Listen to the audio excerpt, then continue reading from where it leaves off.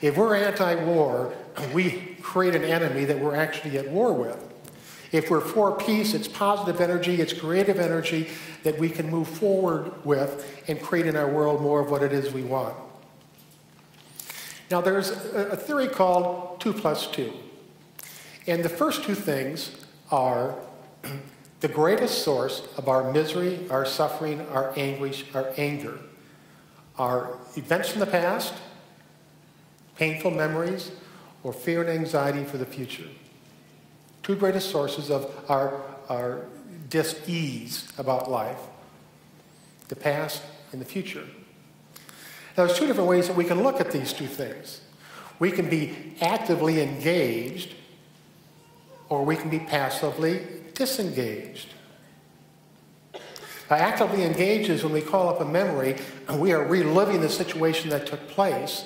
We are feeling the anguish, the same emotions are running, the same chemical message is going out to our body that creates a sense of uneasiness within us.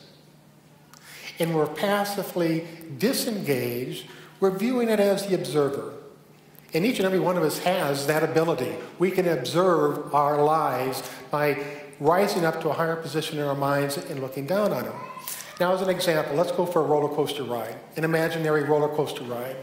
We get to the amusement park, we stand in line, they usher us in, we get in the car, it takes off and it starts moving up the hill, slowly, slowly, slowly, slowly, higher and higher, higher and higher, higher and higher. It gets to the top and it just kind of teeters there for a moment while it pauses. And then all of a sudden, down it goes, racing it so far that it takes our breath away. Our hands are on the rail and we're just squeezing. Our fears are going through our mind. We don't know what's going to happen. We hit the bottom. We go up another hill as fast as we can. Then we go around a sharp left curve and a sharp right curve. We get on and we're just trembling. We're shaking our entire foundation because of the roller coaster ride. That is actively engaged. Now think of it this way. You're sitting on a park bench, a block or two away. You see the roller coaster off in the distance, and you see the cars going up and down the track. You just observe it in a very mild and peaceful way. That is passively disengaged. And so what we want to do is all those situations and circumstances in our lives that causes pain, that causes hurt, that causes suffering, we want to passively disengage from those and observe them from a distance. And the emotions that they create, the negative emotions, the hurtful emotions, become less and less and less. And all those things in our lives that are wonderful and beautiful and exciting and true blessings, we want to move into those things and experience them in a very actively engaged way, whether it's a memory or a vision of the future. Now, I'll give you a situation that I experienced several years ago. A good friend of mine, good friend for many years, probably one of my best friends at the time, deceived me. Deceived me in a way that was not only very hurtful, but it was damaging to myself and my reputation. And it hurt. I can remember in my mind the two of us hashing it out when it came to the surface. Both of us speaking very loudly, both of us saying hurtful words. I can see the look on her face as she was saying things to me, and it was a very hateful look. And I can remember how I felt. And as I remember that today, standing right here, still to my stomach, I get a sick feeling. It doesn't feel good. Now, if I take that same memory and I step out of it, and I'm at a distance and I see it happening rather than being in it, I am outside of it observing.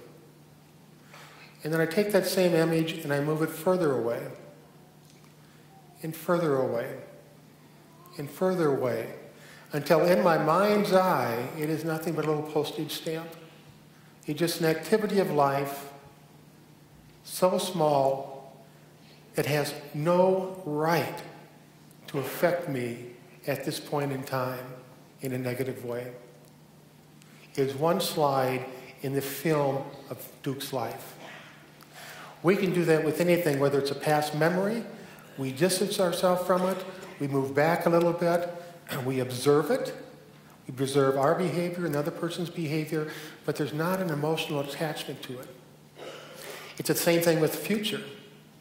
If you're approaching something that is very fearful, or it has you very anxious, or a great deal of worry and stress is coming about, the vision is to move away from that fear, move away from thinking, I can't do this, move away from, I don't know what's going to happen, and at the same time move into it and see yourself very calm and very peaceful going through this and coming out the other side. It's actively engaged or passively disengaged, and that can take care of the vast majority of the stress and the fear and the anxiety in our lives. It can take care of the vast majority of the sorrow that we feel, and perhaps the resentment and the anguish we have from memories of the past. It's simply taking that moment to shift our attention to what we want in life, to what is good for us, from what we don't want in life and what hurts us. What we think about is what we become. What we're against weakens us. What we're for strengthens us. And you have the ability, nobody else does, to determine where you're going to put your attention. So as we move into meditation, Janet is going to take us through a visualization. And you can either think of something from the past that is still a hurtful memory, or something of the future that you'd like to see happen.